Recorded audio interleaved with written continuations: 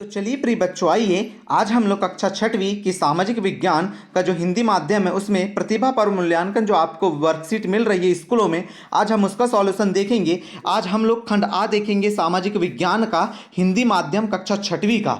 ठीक है प्रिय बच्चों, चलिए हम सामाजिक विज्ञान के प्रतिभा पर मूल्यांकन वर्कशीट को हल करते हैं।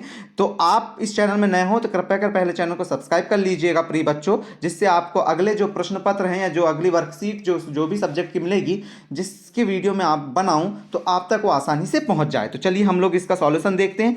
तो हम लोग चलते हैं वर्कशीट की तरफ। तो वर्कशीट की तरफ चलते हैं। खंड आ पे यहाँ पर देखिए, खंड आ पर प्रश्नों की श्रृंखला चालू होती है। तो पहला प्रश्न हमारा क्या है, चित्र देखकर बताइए कि सोनपुर गांव में रहने वाले लोग सबसे अधिक कौन सा कार्य करते हैं। आपको यहां पर एक 360 डिग्री का मतलब कि वृत्त दिख रहा होगा। वृत्त में इस प्रकार से भागों को बांट दिया है। इस प्रकार से भागों पे बांटने पर देखिए, एक में पशुपालन है, एक में मछली पकड़ना है, एक में मजदूरी और एक में खेती करना है। तो यहां पर आपको पता है कि जो सबसे बड़ा पार्ट होगा वहां पर सबसे ज्यादा कार्य कर रहे होंगे लोग। तो यहां पर देखिए, पशुपालन, मछली पकड़ना और मजदूरी तीनों एक समान दिख रहे हैं, लेकिन हमें खेती करना थोड़ा बड़ा दिख रहा है। अर्थात हमारा इसका उत्तर क्या हो जाएगा, खेती करना। अर्थात सबसे अधिक कार्य कौन सा करते हैं, खेती करने का करते हैं। तो आप पहले का सही उत्तर खेती करना लिख लेंगे। अब दूसरे प्रश्न पे चलते हैं। दूसरा प्रश्न देखिए प्रिय बच्चों, आपके सामने यहां पर आपने अपनी गुल्लक में कुछ पैसे जमा किए। आपने अपनी गुल्लक में कुछ पैसे जमा किए। आपके पिताजी उन्हें खाता खुलाकर जमा करना चाहते हैं, तो इसके लिए आपको कहां जाना होगा। मतलब आपके गुल्लक में जो पैसे हैं प्रिय बच्चों, उन पैसों को आपके जो पिताजी हैं वह ले जा मतलब एक खाता खुलाना चाहते हैं और जमा करना चाहते हैं। तो खाता कहां खुलाया जाता है, हमेशा बैंकों में ही खाता खुलाया जाता है। तो हमारा सही उत्तर क्या हो जाएगा, इसका बैंक हो जाएगा। अगला देखिए, सार्वजनिक संपत्ति। सार्वजनिक संपत्ति हमारी अपनी संपत्ति है। मतलब कि जो भी सार्वजनिक जो चीजें होती है, मंदिर वंदिर जो कह सकते हैं, विद्यालय, पर्यावरण, ये सभी हमारी संपत्ति हैं। अतः इनकी सुरक्षा करना हमारी जिम्मेदारी है। तो अगर प्रत्येक नागरिक इनकी रक्षा करेगा तभी तो इनका संरक्षण या बचाव हो सकेगा। इसके लिए हमारा तीसरे का सही उत्तर क्या हो जाएगा प्रिय बच्चों, प्रत्येक नागरिक हो जाएगा। ठीक है, अगले प्रश्न पे चलते हैं। चलिए, चौथा प्रश्न है हमारा, मानचित्र में ऊपर की ओर, मानचित्र में ऊपर की ओर तीर के द्वारा, मानचित्र में ऊपर की ओर तीर के द्वारा किस दिशा को दर्शाया जाता है। मतलब कि मानचित्र आपने देखा होगा, तो मानचित्र में इस प्रकार से 4 दिशाओं को प्रदर्शित किया जाता है। तो ये ऊपर वाली जो दिशा है तीर से जो दर्शाते हैं हम लोग, वह हमेशा हमारी नॉर्थ या उत्तर होती है। कौन सी होती है, नॉर्थ या उत्तर होती है। तो हमारा सही उत्तर क्या हो जाएगा, इसका चौथे का उत्तर हो जाएगा। अब आगे बढ़िए, आगे अगला क्वेश्चन देखिए। यहां पर आपको अगला क्वेश्चन क्या कह रहा है, आप किसी शहर का मानचित्र बना रहे हैं, तो उसमें रेलवे लाइन को दिखाने के लिए किस संकेत का उपयोग करेंगे आप।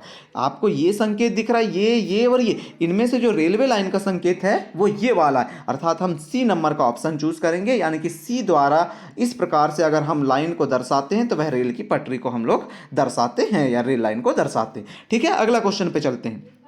अगला क्वेश्चन क्या है प्रिय बच्चों, छठवां क्वेश्चन है, यदि समग्र आईडी बनाना हो तो आप कहां जाएंगे। ये जो समग्र आईडी है आपने सुना होगा, SSMID। ये जो आप समग्र आईडी बनाते हैं, यह कहां बनाई जाती है, यह ग्राम पंचायत द्वारा ही बनाई जाती है। अर्थात हमारे छठवें का सही उत्तर क्या हो जाएगा, ए हो जाएगा, ग्राम पंचायत। अगले प्रश्न पे चलिए प्रिय बच्चों। अगला प्रश्न आपके सामने क्या है, अगला प्रश्न है, इनमें से प्रदूषण रहित वाहन कौन सा है। आपको ऐसा वाहन के बारे में बताना है कि जो प्रदूषण नहीं करते। आपको पता है जहाज, कार, बैलगाड़ी। यहां पर कार आप आसानी से समझ गए और जहाज भी आप आसानी से समझ गए, पेट्रोल डीजल से चलने वाले यांत्रिक चीजें हैं जो क्या करती हैं, वाहनों से मतलब कि प्रदूषण फैलाती हैं। उसी प्रकार कार यहां पर भी है, ये भी गलत हो जाएगा। बस आप जानते हैं, यहां पर बस ट्रक है, सॉरी, और तागा, यह भी क्या है, एक प्रकार से प्रदूषण फैलाने वाले ही हैं। अर्थात हमारा सही उत्तर क्या हो जाएगा, सी हो जाएगा, साइकिल, बैलगाड़ी और विद्युत चालित वाहन। ठीक है प्रिय बच्चों, आप यहां पर लिख लीजिएगा। अगले प्रश्न पे देखिए, यदि हमारे जंगल नष्ट हो जाएं तो पर्यावरण पर इसका क्या प्रभाव पड़ेगा। अगर जंगल में जो पेड़ पौधे हैं वो नष्ट हो जाएंगे तो आप सीधा जानते हैं कि पर्यावरण का संतुलन बिगड़ जाएगा। इससे आपको ऑक्सीजन की मात्रा बढ़ेगी क्या, कम होगी ना। जब पेड़ ही नहीं रहेंगे तो ऑक्सीजन कहां से मिलेगी हमको। तो ये तो वैसे ही गलत हो गया। पर्यावरण पर कोई प्रभाव नहीं पड़ेगा, कैसे नहीं प्रभाव पड़ेगा, ये तो विकल्प वैसे ही गलत हो गया। पर्यावरण में सुधार होगा क्या, जंगल खराब होने मतलब जंगल नष्ट होने से पर्यावरण में सुधार होगा, नहीं, पर्यावरण पर्यावरण में और बिगड़ा होगा। अर्थात हमारा मतलब सही उत्तर क्या हो जाएगा, बी हो जाएगा, पर्यावरण का संतुलन बिगड़ जाएगा अगर पर्यावरण जंगल नष्ट हो गए तो। ठीक है, अब अगले प्रश्न पे चलते हैं प्रिय बच्चों। अगला प्रश्न क्या है हमारा, 9वां प्रश्न देखिए, सड़कों व पटरियों पर चलने वाले वाहन कौन कौन से ईंधन से चलते हैं। सड़कों और पटरियों अलग अलग बताना है, ठीक है। तो देखो प्रिय बच्चों, सड़कों पर चलने वाले वाहन जो रहते हैं वह डीजल और पेट्रोल, यहां पर आपको दिखने रहा होगा, सही लिख लीजिएगा, पेट्रोल, डीजल और पेट्रोल के द्वारा चलते हैं। सड़कों पर चलने वाले वाहन कहां से चलते हैं, डीजल और पेट्रोल द्वारा से चलते हैं। तथा पटरियों पर, कहां पर, पटरियों पर चलने वाले जो वाहन रहते हैं वो कोयला या विद्युत से चलते हैं। ठीक है, आप सड़कों पर चलने वाले वाहन डीजल और पेट्रोल से, और पटरियों पर चलने वाले वाहन कहां से चलते हैं, पटरियों पर चलने वाले कोयला और विद्युत से चलते हैं। ठीक है प्रिय बच्चों, इस प्रकार से आप इनका भी उत्तर लिख लीजिएगा। अगला प्रश्न देखिए, अगला प्रश्न क्या है, जंगलों की सुरक्षा के लिए कोई दो उपाय बताइए। मतलब कि जंगल की सुरक्षा करना है तो उसके कोई दो उपाय बताना है आपको। तो जंगलों की सुरक्षा के लिए दो उपाय निम्न है। पहला है, जंगलों में वृक्षों की कटाई पर रोक लगाई जाए। सबसे महत्वपूर्ण कार्य है कि अभी जो जंगलों में कटाई जो करते हैं लोग, जो जंगल से लकड़ियां चुराते हैं, उन पर सबसे पहले क्या लगाना चाहिए, रोक लगाना चाहिए। अगला क्या, जंगलों की सुरक्षा के लिए सभी को जागरूक होना चाहिए। जागरूक होने का मतलब यह है कि पर्यावरण की सुरक्षा करना है आपको, मतलब कि वहां जो जंगल हैं उन जंगलों को बचाने के लिए आपको अपने कदम उठाने चाहिए। अर्थात ये दोनों आप लिख लीजिएगा उपाय जंगल की सुरक्षा के। अब अगला प्रश्न लेते हैं, आपके क्षेत्र में ग्राम पंचायत द्वारा क्या क्या कार्य किए जाते हैं। जो आपके गांव की जो ग्राम पंचायत है उसमें क्या क्या कार्य किए जाते हैं उसके द्वारा, मनरेगा, जन्म दर, मृत्यु दर, राशन कार्ड, समग्र आईडी आदि के कार्य किए जाते हैं। किसके द्वारा, पंचायत के द्वारा किए जाते हैं। इन ये भी उत्तर आप लोग लिख लीजिएगा। अब हम अगले प्रश्न पे चलते हैं। अगला प्रश्न है प्रिय बच्चों, देखिए प्रिय बच्चों, अगर आप चैनल में नए हो तो पहले चैनल को सब्सक्राइब कर लीजिए, जिससे देखिए अगर आप सब्सक्राइब करोगे तो आप ही का फायदा है। जैसे नेक्स्ट वीडियो डलेगी कोई भी सब्जेक्ट की आपको तुरंत मिल जाएगी, आप उसका भी सॉल्यूशन कर लेंगे। लेकिन अगर आप सब्सक्राइब नहीं करेंगे तो आपको कहां से वीडियो मिलेगी। इसके लिए पहले चैनल को सब्सक्राइब कीजिए। वीडियो में वहां 50-60 हजार जो व्यूज आ रहे हैं, उतने व्यूज एक भी आप सब्सक्राइब नहीं कर रहे हैं, सब्सक्राइब कीजिए। ठीक है, आगे देखिए, आगे क्या है, मानचित्र पर किन्हीं दो स्थानों की वास्तविक दूरी को दिखाना संभव नहीं होता। इसे दर्शाने के लिए क्या तरीका अपनाया जाता है। मानचित्र पर कोई दो स्थान है, उनकी वास्तविक दूरी आप नहीं बता सकते। मान लीजिए आपको कन्याकुमारी से वाराणसी की दूरी बताना हो तो बहुत ज़्यादा दूरी, उतनी लंबा मानचित्र बना सकते हैं क्या, नहीं बना सकते अपन।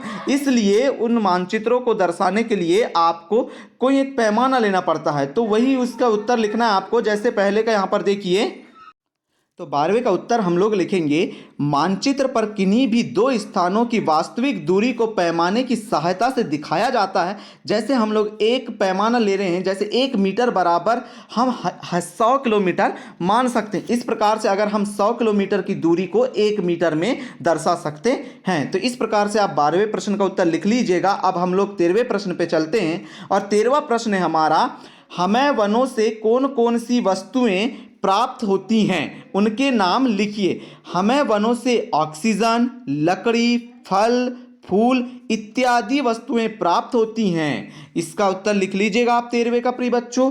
अब अगले प्रश्न पे चलते हैं हम लोग। अगला प्रश्न है हमारा 14वां प्रश्न है यहाँ पर आपके सामने, आजकल बैंकों द्वारा उपलब्ध कराई जा रही कोई 4 सुविधाओं के बारे में लिखिए। आजकल बैंकों द्वारा, उत्तर में देखिए, आजकल बैंकों द्वारा उपलब्ध कराई जा सकने वाली 4 सुविधाएं निम्न हैं। पहला, बैंक लोन या ऋण। दूसरा, कृषि लोन। तीसरा है, लेन देन की सुविधा हो जाती है। और चौथा है, रुपए को एक स्थान से दूसरे स्थान पर भेजना बहुत ही आसान होता है। जैसे ही आप बैंक में जमा करते हैं तो वह एक स्थान से दूसरे स्थान पर चले जाता है। अब आगे देखिए, यहाँ पर अगला प्रश्न है आपके सामने, 15वां प्रश्न है, मानचित्र के प्रमुख घटक कौन कौन से हैं, उनका वर्णन कीजिए। मानचित्र के प्रमुख घटक निम्न है। जैसे पहले हम दूरी के बारे में करें तो दूरी के द्वारा मानचित्र में स्थानों की दूरी को दर्शाया जाता है। जैसे दिशा की बात करें तो दिशा के माध्यम से मानचित्र में स्थानों को दर्शाया जाता है। मतलब किस दिशा में कौन सा स्थान है अगर हमें बताना हो तो हम लोग मानचित्र में उसकी दिशा देखकर बता सकते हैं, उसे हम लोग दिखा सकते हैं। अगले प्रश्न पे चलिए, और अगला प्रश्न है हमारा 16वां प्रश्न है, 16वां प्रश्न क्या कह रहा है प्रिय बच्चों आपके लिए, प्रियंका द्वारा परीक्षा में प्राप्त अंकों के दंड आलेख का चित्र देखकर प्रश्नों के उत्तर तालिका में उत्तर लिखिए। अब आपको यहां पर देखिए एक दंड आलेख दिया गया है, दंड आलेख को मैं समझा देता हूं, उसके बाद इसमें हम हल करेंगे। इस प्रकार आपको इस साइड देखिए सबसे पहले विषय दिया है और इस साइड अंक दिए गए हैं। यहां पर टोटल विषय आपको दिख रहे होंगे 5 विषय हैं। इन 5 विषयों में आपको संस्कृत, अंग्रेजी, विज्ञान, गणित, हिंदी दिख रहा है और यहां पर अंक जैसे हिंदी विषय में कितने अंक लिया है, 90 लिया है। इसी प्रकार गणित में कितने लिया है, 50 लिया है। विज्ञान में कितने लिया है, 70 लिया है। अंग्रेजी में कितने लिया है, 50 लिया है। फिर उसी प्रकार संस्कृत में कितने लिया है, 40 लिया है। अब हम लोग इसी को देखते हुए यहां पर जो प्रश्न है उसके उत्तर देते।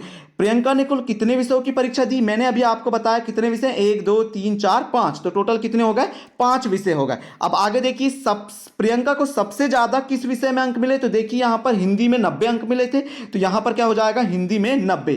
किस विषय में सबसे कम अंक मिले, तो संस्कृत में देखिए यहां पर कितने मिले, 40 मिले, तो संस्कृत में 40 हो जाएगा। और समान अंक 2 विषय में मिले थे, आप लोगों के सामने यहां पर देखिए समान अंक किस किस में मिले थे, गणित और अंग्रेजी में। तो इस प्रकार से आपने प्रियंका को मिलने वाले समान अंकों का भी उत्तर यहां पर लिख लिया। तो इस प्रकार से हमने कक्षा 6वीं की जो आपको प्रतिभा पर्व मूल्यांकन वर्कशीट दी गई थी सामाजिक विज्ञान की, उसका हमने हल देख लिया है। अब हम लोग अगले वीडियो में जो नेक्स्ट सब्जेक्ट रह गए हैं हमारे, उनका वीडियो लेके आएंगे, उनका सॉल्यूशन आपको प्रोवाइड करेंगे। इसके लिए आप चैनल को सब्सक्राइब कर लीजिएगा।